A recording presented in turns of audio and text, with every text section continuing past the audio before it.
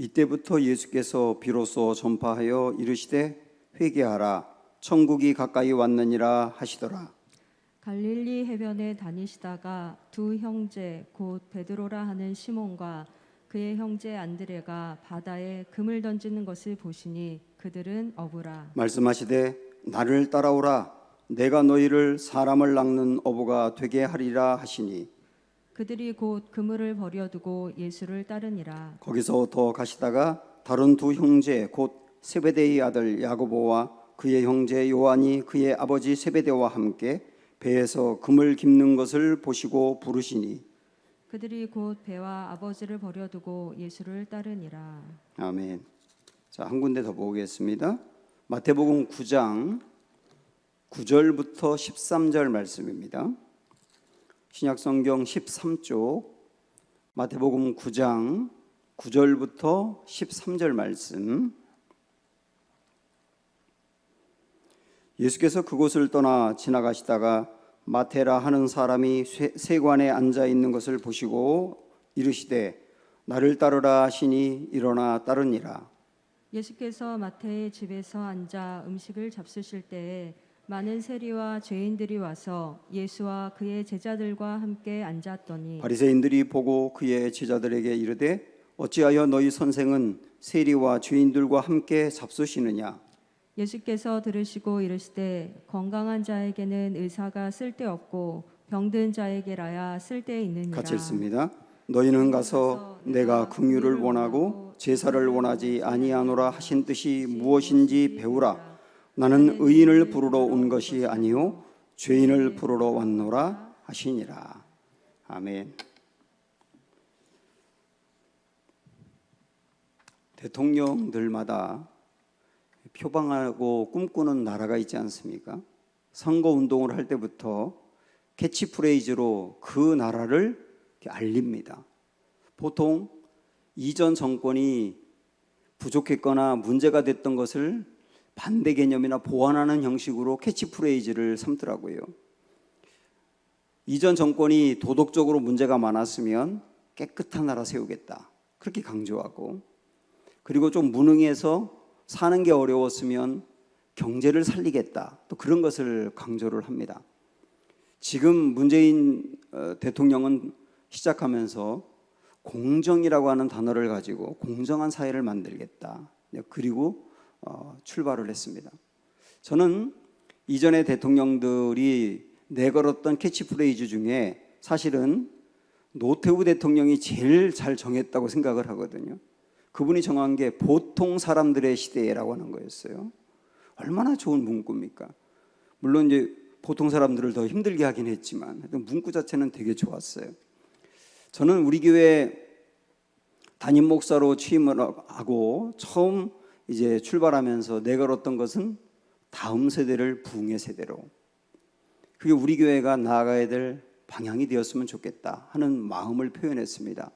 이렇게 캐치프레이즈로 내거는 것이 그 나라의 대통령이라면 그 나라의 통치 철학이고 통치 이념이고 또 통치 전략이라고 할 수가 있습니다. 우리나라는 앞으로 이런 방향으로 갈 것이며 이런 나라가 되기를 꿈꾼다는 비전을 밝히는 거거든요. 그러면 우리 예수님이 꿈꾸는 나라는 뭘까요? 우리 예수님이 오늘 우리가 본 말씀에 그 부분을 정확히 보여주고 있는데요. 먼저 17절 말씀을 보시면 이때부터 예수께서 비로소 전파하여 이르시되 회개하라 천국이 가까이 왔느니라 그러셨어요. 여기에 이때부터라고 하는 말은 공생의 시작을 의미하는 겁니다. 예수님이 공생의 시작을 의미하는 건데, 공생애를 시작하면서 주님이 제일 먼저 밝힌 게 뭐냐면 천국이었어요. 천국. 이 말씀은 우리 예수님이 앞으로 이룰 나라가 어떤 것인지를 보여준 거예요. 나는 하나님의 나라를 이루겠다는 거예요. 하나님의 나라를 이루겠다. 여기만이 아니고 우리 예수님은 그 다음 나오는 많은 말씀에서 하나님 나라를 굉장히 중요하게 강조하셨습니다. 5장에 보면 우리가 잘 알고 있는 산상수훈이 나오는데, 산상수훈의 시작이 뭐죠? 팔복이죠. 근데 팔복의 시작은 뭐죠? 심령이 가난한 자들은 복이 있나니, 그 다음 뭐라고 그랬습니까? 천국이 저희 것이며요. 그러니까 우리 예수님이 팔복의 말씀을 주시면서 제일 먼저 말씀하신 것은 천국이라고요. 마음이 어떻게 천국이 이루어질 수 있느냐, 이런 거였거든요. 6장으로 넘어가면 그 유명한 주기도문 말씀이 나오는데, 주기도문에 굉장히 많은 기도의 내용이 나오는데 가장 중요한 기도는 사실은 나라가 임하시오며, 그 부분이거든요. 하나님의 나라가 우리의 심령 가운데, 우리의 가정에, 우리의 삶에 이루어지기를 원하는 기도를 해야 된다, 그런 거거든요. 그리고 6장 33절에 보면 우리 예수님이 그러셨어요. 너희는 먼저 그의 나라와 그의 의를 구하라. 우리가 기도해야 될 가장 첫 번째 기도는 하나님의 나라를 구해야 된다는 거거든요. 이 모든 말씀을 다 보면 우리 예수님이 꿈꾸신 나라는 하나님의 나라예요. 하나님의 나라. 그래서 하나님의 나라가 우리 마음에, 우리의 가정에, 우리의 일터와 우리의 교회와 이 나라에 그렇게 임하기를 원하시는 거죠. 물론 이 나라는 완벽한 나라는 아니고 부분적으로 임하는 나라지만 우리 예수님이 그런 나라를 소망하고 출발하신 거예요. 이렇게 주님은 하나님의 나라를 제일 첫 번째 핵심 키워드로 표방을 하시고, 그 다음에 이어서 제자들을 고르십니다. 그 말은 뭐냐면 하나님의 나라를 함께 이루어갈 팀을 만들었다는 거예요. 그런데요, 보통 그때도 그렇고 지금도 그렇고 이 세상의 나라, 이 땅의 나라는 가장 중요하게 여기는 핵심이 힘입니다. 힘이 꼭 강력한 나라죠. 지금도 나라를 견고하게 하고 힘있게 하는 대통령이나 통치자가 세워진다면 그 사람은 잘했다고 말하는 거예요. 가장 중요하게 여기는 이 세상의 나라의 핵심은 힘이라고요. 그러면 우리 예수님이 꿈꾸신 나라도 그런 걸까요? 만약에 우리 예수님이 꿈꾸신 나라도 이 세상의 나라와 같았다면 우리 예수님이 그 나라를 이루기 위해서 모았던 팀은 드림팀이 되어야 될 거예요. 경제적으로 상당한 재력이 있는 사람, 그리고 온 나라를 쥐락펴락할 수 있는 권세가 있는 사람, 그리고 각 분야마다 잘 일으킬 수 있는 지식인층, 그리고 온 국민으로부터 신망을 받고 인정을 받고 있는 그런 사람들을 중심으로 정말 드림팀을 만들었을 겁니다. 그런데 우리 예수님이 만드신 팀은 드림팀이 아니라 외인 구단이었어요. 전혀 드림팀과 전혀 상관이 없는 그 사람들 12명을 불러 모아 하나님 나라를 이루겠다고 팀을 만들었단 말입니다. 18절에 말씀을 보면 제일 첫 번째 우리 주님이 제자를 삼는 내용이 나오는데요, 보세요. 어디서 제자를 삼습니까? 갈릴리 해변에서. 하나님 나라를 이루기 위해서 팀을 만들어야 된다면 수도 예루살렘으로 가서 거기서 사람들을 뽑아야 될 것 같은데 전혀 다른 변두리 갈릴리 지역의 해변에 거기서 제자를 삼는단 말이에요. 그리고 거기서 제자 삼은 사람이 누굽니까? 베드로라 하는 시몬과 그의 형제 안드레라 이렇게 나오잖아요. 근데 그들의 직업이 뭐라고요? 어부라고요. 어부 2명을 제일 먼저 제자로 삼으신 거예요. 근데 그 다음 나오는 말씀을 보면 이어서 좀 다른 곳으로 가가지고 거기서 또 어부 2명을 고르는데 그게 야고보와 요한이었다고 나오지 않습니까? 이렇게 제일 먼저 제자로 삼은 사람이 전부 다 4명 다 어부였어요.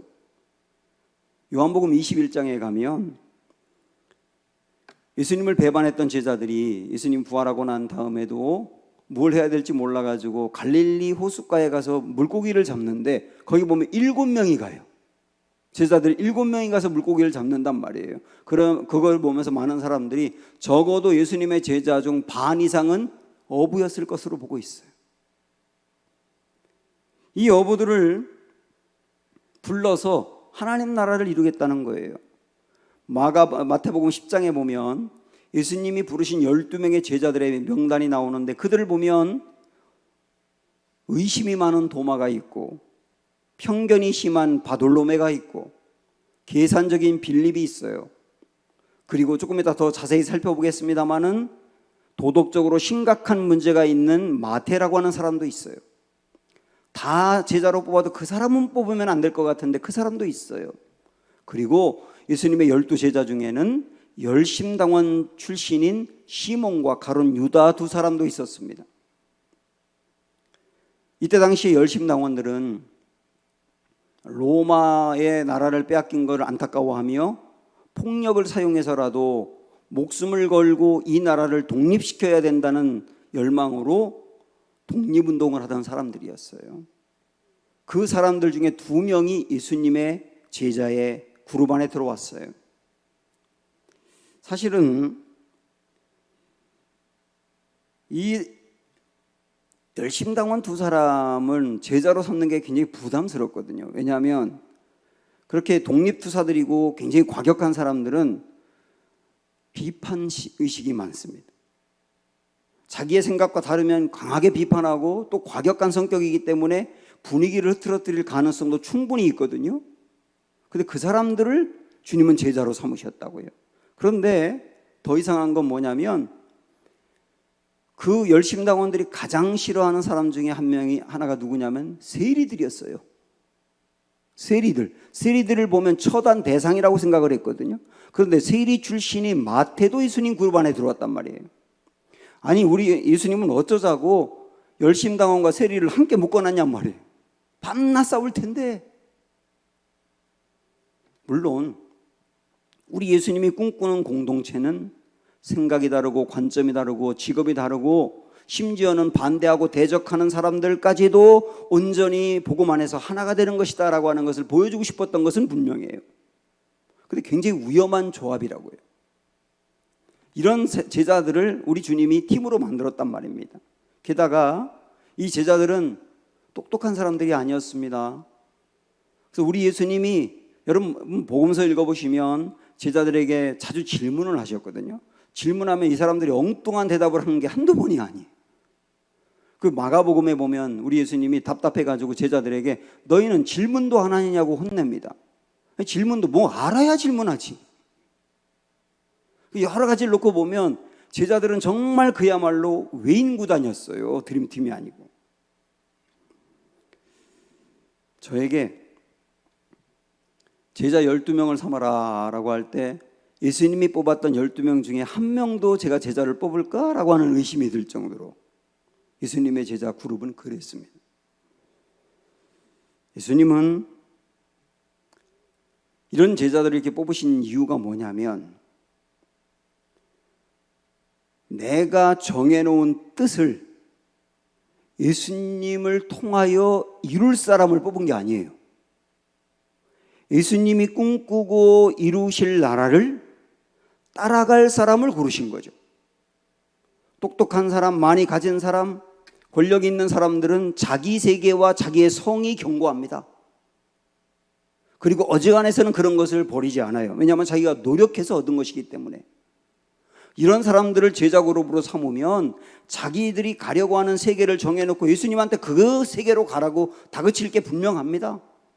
예수님은 그런 사람이 필요한 게 아니다. 나에게는 내가 가는 길을 동의하고 내가 가는 길을 따라가고 순종할 사람이 필요하다. 그래서 그런 사람들이 그런 사람들이라고요. 물론 그 중에 2명인 이 열심당원들은 좀 고민이 되지만 말이에요. 이걸 보면 성도는 어떤 의미로 제자인데요. 제자가 누구냐? 내 세계, 나의 성을 무너뜨리는 거예요. 내가 예수님을 믿는 목적이 이거야. 그거 무너뜨리는 거예요, 전부 다. 내가 예수님을 믿기 전에 가졌던 비전, 그것도 무너뜨리는 거예요. 그리고 예수님이 꿈꾸는 나라, 예수님이 가려고 하는 그 길을 내가 동의하고 순종하며 따라가는 사람이 제자라고 하는 것을 먼저 알려주는 거예요. 그런 사람들 12명을 주님이 구성을 하시고 출발하신 겁니다. 자, 이 제자들과 함께 그러면 구체적으로 주님이 꿈꾸시는 나라의 그 내용은 무엇이었느냐? 그 내용이 무엇인지를 제자들을 부르면서 하셨던 말씀 속에서 알 수가 있습니다. 19절 보면 우리 주님이 그러셨죠. 말씀하시되 나를 따라오라. 내가 너희를 사람을 낚는 어부가 되게 하리라. 여기 사람을 낚는 어부라고 하는 말에 우리 예수님이 꿈꾸신 나라의 내용이 나와 있어요. 여기 사람을 낚는 어부라고 하는 말은 우리가 이미 잘 알고 있는 말씀인데요. 사람 낚는 어부 그러면 여러분 뭐가 생각납니까? 여기 제자들이 물고기를 잡는 어부였기 때문에 그동안에 물고기를 낚았던 것처럼 이제는 사람의 영혼을 낚아라. 그런 의미로 어부인 제자들에게 멋있게 표현했다고 생각하지 않습니까? 맞습니다. 사람을 낚아라. 낚아라는 표현이 조금 그렇잖아요. 사람을 건져내라, 살려라, 뭐 이런 의미가 있는 게 분명합니다. 그런데요, 예수님이 말씀하신 사람을 낚는 어부라고 하는 말의 그 의미를 더 깊이 알려면 구약에 있는 말씀 한 두 군데를 우리가 보셔야 합니다. 예레미야에 있는 말씀을 보시면 여호와의 말씀이니라 보라 내가 많은 어부를 불러다가 그들을 낚게 하며 이렇게 나와요. 여러분 이 문구 기억하세요. 많은 어부를 불러다가 누군가를 낚게 한답니다. 그들이란 것은 누군가예요. 그들이 누군지 조금 후에 보면 압니다. 그 위에 많은 포수를 불러다가 그들을 모든 산과 모든 언덕과 바위 틈에서 사냥하게 하리니 이랬어요. 그러니까 여기 여러분 잘 보시면 어부를 불러다가 낚게 한다라고 하는 말은 비슷한 의미로 포수를 불러다가 사냥한다는 것과 같은 의미라는 뜻이에요. 포수를 불러다가 사냥한다. 그럼 이게 무슨 의미일까요? 뭔가 먹이를 잡는 거죠. 그러니까 여기서 어부를 불러다가 낚게 한다는 것도 뭔가를 잡는 거라는 걸 알 수 있는 거예요. 그 누구를 잡느냐? 그 다음 말씀 보시면 사냥하게 하리니 다음에 이는 내 눈이 그들의 행위를 살펴보므로 그들을 잡는다고 그랬는데 그들이 어떤 사람들이냐면 그들이 내 얼굴 앞에서 숨기지 못하며 그들의 죄악이 내 목전에서 숨겨지지 못함이라 내가 우선 그들의 악과 죄를 배나 갚을 것은 그들이 그 미운 물건의 시체로 내 땅을 더럽히며 그들의 가증한 것으로 내 기업에 가득하게 하였음이라 그랬어요. 그러니까 우리 주님이 어부들을 불러다가 그들을 낚게 한다 그랬는데 그들이 누군지 아시겠죠? 범죄를 저지른 사람들이에요. 우상 숭배하며 범죄를 저지른 사람들, 죄를 범한 사람들, 그들을 낚게 한다. 그럼 여러분 대답해 보세요. 여기서 어부가 뭔가 그들을 낚는다고 하는 것은 뭘 의미하는 것 같아요? 심판을 의미하는 거예요. 죄를 범한 사람들을 심판한다는 걸 의미하는 거라고요. 자, 아모스 4장에 있는 말씀은 더 명확합니다. 사마리아의 산에 있는 바산의 암소들아 이 말을 들으라. 너희는 힘없는 자를 학대하며 가난한 자를 압제하며 가장에게 이르기를 술을 가져다가 우리로 마시게 하라 하는 사람들이 있었어요. 가난한 사람들을 압제하고 어렵게 만들고 그러는 나쁜 사람들이 있었다고요. 이어서 뭐라고 말하냐면 주 여호와께서 자기의 거룩함을 두고 맹세하시되 때가 너희에게 이를지라 사람이 갈고리로 너희를 끌어가며 아까 그 악을 행한 사람들을 갈고리로 끌어간답니다. 그냥 뭐라고 그랬냐면 낚시로 너희 남은 자들도 그리하리라. 낚시로 낚겠다는 거예요. 똑같은 표현이죠. 그럼 여기서 낚시로 낚겠다는 게 어떤 의미입니까? 심판을 의미하는 거예요. 그러니까 구약에서 어부가 낚는다라고 하는 의미는 심판의 의미로 이야기했다고요. 그런데 이걸 생각하시면서 오늘 예수님이 제자들을 부르시면서 제자들에게 하신 말씀이 앞으로 내가 너희를 사람을 낚는 어부가 되게 하리라 그러셨어요. 그러면 사람을 낚는 나무가 되게 하겠다는 것은 어떤 의미일까요? 심판하게 하겠다는 겁니까? 구원하게 하겠다는 겁니까? 네? 구원하게 하겠다는 의미잖아요. 우리 예수님은 어부가 뭔가를 낚는다라고 하는 게 전통적으로 이스라엘 사람들에게는 심판을 의미한다는 것을 아시면서 그 제자들을 부르면서 심판을 의미한다는 것을 아는 제자들에게 심판이 아니라 구원할 사람으로 세우겠다라고 말씀하신 거예요. 이게 굉장히 중요한 의미가 있어요, 여러분. 그것은 어떤 의미냐면 앞으로 우리 예수님이 꿈꾸는 나라, 예수님이 표방하시고 원하는 나라, 제자들과 함께 이룰 나라는 심판이 아니라 구원이라고 하는 것을 알 수 있어요. 심판받아야 될 사람을 구원해내는 것, 그게 바로 내가 이룰 나라의 핵심이다. 주님 그렇게 말씀하시는 거거든요. 그래서 우리 주님은 심판이 아니라 구원, 그 의미를 분명히 말씀하시고 십자가에서 심판받아야 될 사람들을 대신해서 심판하심으로 그들을 구원해내셨다고요. 이게 하나님 나라의 키워드예요. 심판이 아니라 구원. 그래서 이 말씀을 사람을 낚는 어부가 되게 하리라 라고 하는 의미 속에 포함한 다음에 제자들 4명을 부르시고 23절로 딱 넘어가면 이런 말씀이 이어져 나옵니다. 예수께서 온 갈릴리에 두루 다니사 그들의 회당에서 가르치시며 천국 복음을 전파하시며 백성 중에 모든 병과 모든 약한 것을 고치시니. 이게 그 유명한 예수님의 3대 사역이지 않습니까? 가르치시며 복음을 전파하시며 고치시니. 이게 3대 사역인데요. 이 3대 사역은 결국 이런 거잖아요. 가르치신다라고 하는 말은 그 사람에게 깨닫게 하여 생각을 살린다. 복음을 전파하신다라고 하는 말은 그들의 영혼을 살린다. 그리고 고치신다는 말은 그들의 몸과 정신과 마음을 살린다. 결국 우리 예수님이 이 땅에 와서 하신 사역, 살리는 사역이라는 거. 심판이 아니라 구원은 결국 살리는 거란 얘기잖아요.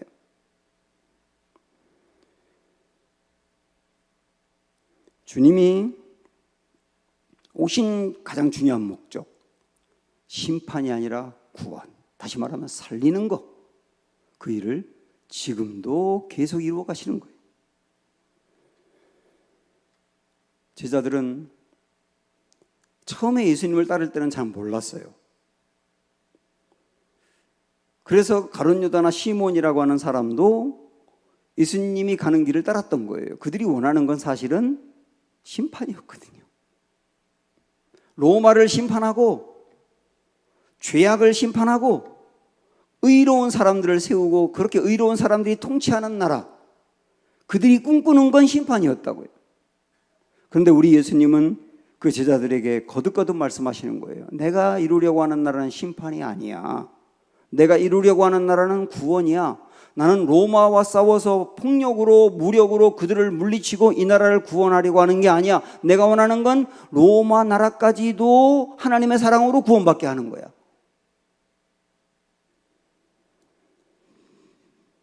나는 어느 누구도 아무리 흉악한 죄인도 포기하지 않고 변화시키는 게 내가 원하는 나라야. 그 이야기를 제자들에게 거듭거듭 했을 때 이 2명의 열심당원들은 굉장히 고민에 빠졌을 거예요. 아니, 우리가 예수님이라고 하는 분을 따른 이유는 심판 때문인데 심판이 아니라 구원이라고? 그러면서 이들은 고민하면서 내가 꿈꾸던 나라와 다른 예수님이 꿈꾸는 나라와 충돌하기 시작한 거예요. 그러다가 그 열심당원 2명 중에 한 명인 가룟 유다는 결국 자기가 꿈꾸는 나라를 이루기 위해서 예수님을 버리지 않습니까? 그래서 가룟 유다가 돈이 좋아서 예수님을 팔았다고 말할 수도 있지만 더 궁극적인 것은 자기가 꿈꾸는 나라와 예수님이 꿈꾸는 나라가 달랐기 때문이에요. 근데 그 2명 중에 한 명인 시몬이라는 사람은 달랐어요. 예수님의 제자 시몬은 마가복음 3장 18절에 보니까 가나나인 시몬이라고 표현하고 있더라고요. 이 가나나인이라고 하는 말은 아람어로 열심당원이라는 뜻입니다. 열심당원 시몬이라는 뜻이에요. 열심당원이었거든요, 이 사람이. 그런데요, 아마 시몬도 가룟 유다처럼 예수님이 심판이 아니라 구원의 메시지를 전하고 그 길로 갈 때 고민했을 거예요. 내가 원하는 게 아닌데 이건. 고민했지만 그러나 그는 계속 예수님의 말씀을 들으면서 맞아. 심판은 또 다른 심판을 낳을 거야. 심판이 아니라 구원이라고 하는 게 훨씬 더 좋은 메시지고 훨씬 더 좋은 진리야. 나 심판 때문에 예수님을 따르긴 했지만 예수님이 가는 길이 심판이 아니라 구원이라는 것을 알았으니 내 길을 바꾸겠어. 예수님의 길로 나아가겠어. 나도 심판이 아니라 구원의 길로 나아가겠어. 결단하고 예수님을 계속 따른 거예요. 그래서 시몬은 예수님을 버리지 않고 계속 예수님을 따르는 길로 갔고, 끝내 그도 사람을 심판이 아니라 구원해 내기 위해서 살다가 순교를 당했지 않습니까? 여기서 우리는 제자가 된다는 게 뭐냐 하는 것을 분명히 알 수가 있습니다. 제자가 된다는 건 주님의 길을 가는 거예요. 다시 말씀드립니다. 내가 세워놓은 그 길을 주님이 도와달라고 하는 게 제자가 아니라고요. 주님이 가시는 길을 내가 따라가는 게 제자라고요. 근데 주님이 가시는 길이 명백하죠. 뭐라고 그랬어요? 심판이 아니라 구원이다. 그러므로 우리도 심판이 아니라 구원의 길로 따라가는 게 제자인 거예요. 우리의 삶에서 항상 결정할 때 심판이 아니라 구원 쪽으로 결정하셔야 됩니다. 이 말은 다르게 이야기하면 죽이는 길이 아니라 항상 살리는 길을 선택하셔야 된다는 뜻이에요. 또 다르게 말한다면 포기하는 길이 아니라 가능성을 보는 길을 선택하셔야 된다고요. 누굴 만나든 어떤 경우와 상황에 빠지든 그게 바로 예수님을 따라 심판이 아니라 구원의 길로 같이 걸어가는 거, 이게 바로 제자의 삶이라고요.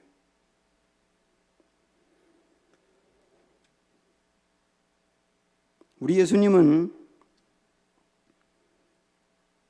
심판이 아니라 구원의 길, 그걸 명백하게 말씀하셨고요.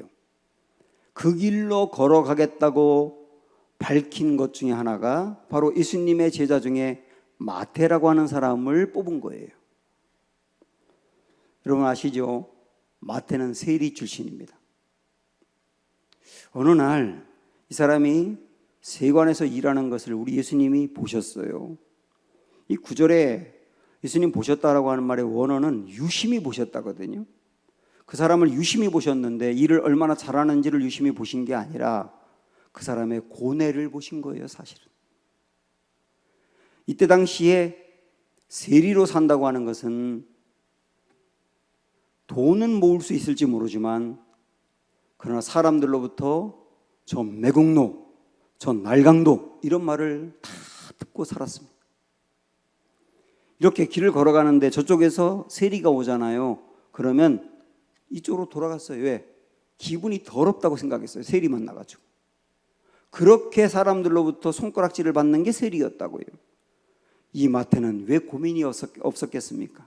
내가 이렇게까지 살아야 되나? 내가 돈을 위해서 이렇게까지 살아야 되나? 얼마나 고민을 많이 했겠어요. 그러면서도 이걸 그만두면 뭘 먹고 살아야 되나? 그것 때문에 계속 그 일을 하는 거예요. 그러나 그 마음 안에는 외로움이 있고 그 마음 안에는 고뇌가 있는 겁니다. 그걸 예수님이 보신 거예요. 그리고 그 마태에게 찾아가서 나를 따르라, 내 제자가 되라고 부르시는데 이 사람은 그 부분을 너무 고민을 많이 했고 예수님을 또 원래 분명히 소문을 통해서라도 알았을 거예요. 그 예수님을 따르겠다고 결단하고 이걸 버리게 된 겁니다. 누가 봐도 심판받아야 될 사람이 마태예요. 누가 봐도 심판받아야 될 사람이에요. 그런데 우리 예수님이 마태에게 심판이 아니라 구원의 손을 내미신 거예요. 그리고 구원뿐만 아니라 제자의 길로 이끌어 가신 거예요. 이 사람은 굉장히 충격이었던 거죠. 그래서 이 사람은 예수님을 따르기로 결단한 다음에 집에서 잔치를 벌여놓고 예수님을 초대합니다. 그리고 그 자리에 자기 친구 세리들을 함께 초대해요. 아마도 이 마태는 세리 친구들에게 그랬겠지요. 야, 당신들이나 나나 심판받아야 될 사람 아니야? 그런데 저 예수라고 하는 분은 나를 찾아와서 심판이 아니라 구원을 말씀하시더라. 나 같은 사람도 다른 길이 있다고, 나 같은 사람도 살 길이 있다고, 나 같은 사람도 가능성이 있다고 그 이야기를 하면서 나를 따르라고 하더라. 나 그래서 타버리고 주님 따라갈래. 오늘 송별회니까 당신들 참여해. 그러면서 이 집에서 일종의 알파 코스 같은 게 열리게 된 거예요. 여기서 우리 예수님이 마태와 그리고 마태의 친구 세리들, 죄인들이거든요. 그 사람들과 식사를 합니다. 우리도 지금 동양문화권에서도 함께 식사한다는 것은 굉장히 중요한 의미가 있지 않습니까? 근데 유대인들은 더욱 중요한 의미가 있어요. 유대인들이 함께 식사할 때 자기보다 직급이나 계급이나 이런 게 낮은 사람하고는 식사를 안 하려고 합니다. 식사를 한다는 것은 어떤 의미가 있느냐면 동일시라고 하는 의미가 있어요. 그 사람과 나를 동일하게 여긴다. 똑같이 여긴다. 우리 예수님이 이 죄인들 마태와 함께 식사한 것은 그들과 동일시하는 거예요. 마음까지 내가 당신들과 하나야 라고 하는 걸 보여주는 거예요. 전 이 부분을 그냥 이렇게 표현하고 싶어요. 우리 예수님은 누구냐면 죄인들과 노신 분이다. 죄인들과도 노신 분이다. 죄인들과도 놀아라. 그러신 분이다.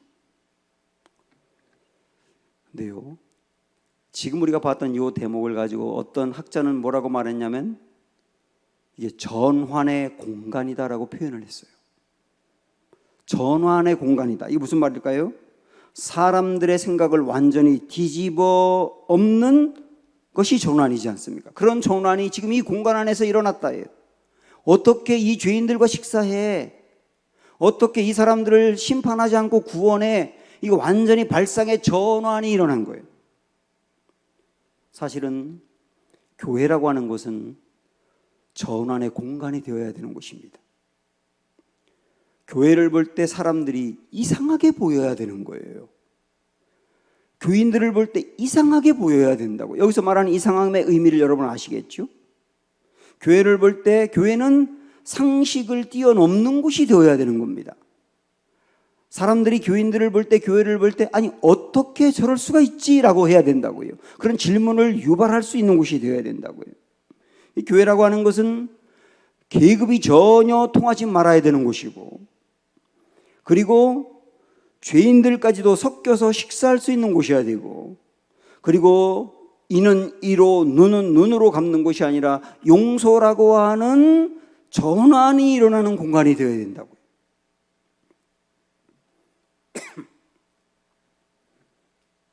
제가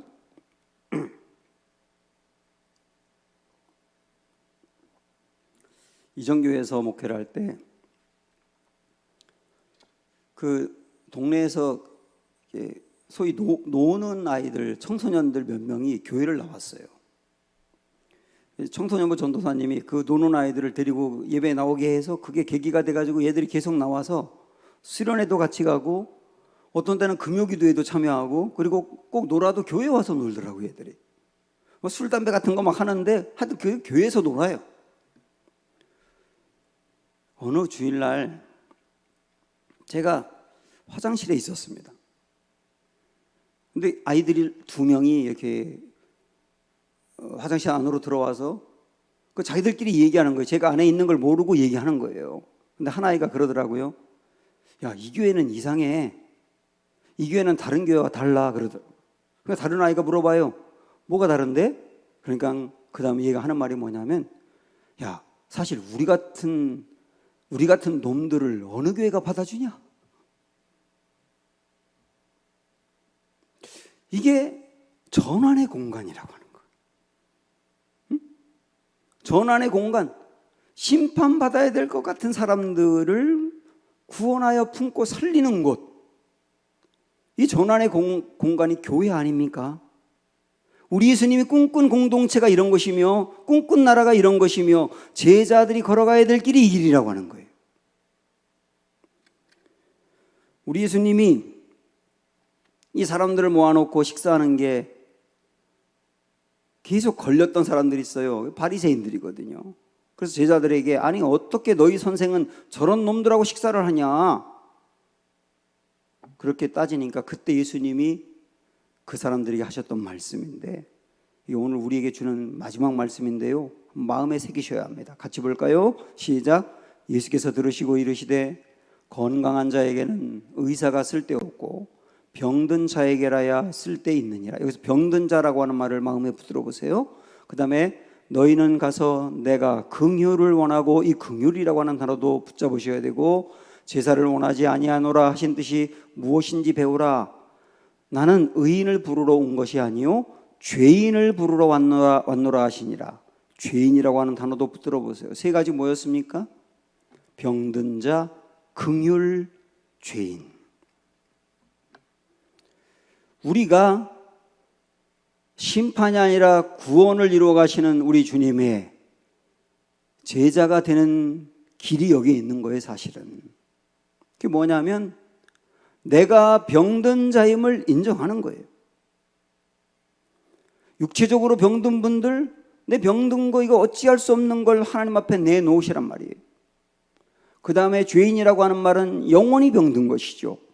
영원히 병들어 있는 부분도 주님 앞에 인정하고 내놓으세요. 그리고 우리가 오직 구할 것은 뭐냐면 긍휼이라고 하는 거예요. 나 같은 사람을 불쌍히 여겨주십시오. 병든 나를 불쌍히 여겨주십시오. 죄인인 나를 불쌍히 여겨주십시오. 이렇게 구하는 게 우리가 주님 앞에 할 수 있는 일이에요. 그때 우리 주님 뭐라고 말씀하시느냐면 나는 의인을 부르러 온 것이 아니라 죄인을 부르러 왔다. 병든 자를 부르러 왔다. 병든 자를 고치러 왔고 죄인들을 살려서 구원하기 위해서 왔고 그러기 위해서 너희에게 긍휼을 베푼다. 오늘 우리에게 그러시는 겁니다. 이 긍휼을 붙들고 주님의 긍휼을 붙들고 오늘도 주님 앞에 나아가서 심판이 아니라 구원해 주시는 주님의 은혜를 누리는 이 하루가 되시기를 주님의 이름으로 축원합니다. 주는 완전합니다. 함께 찬양합니다.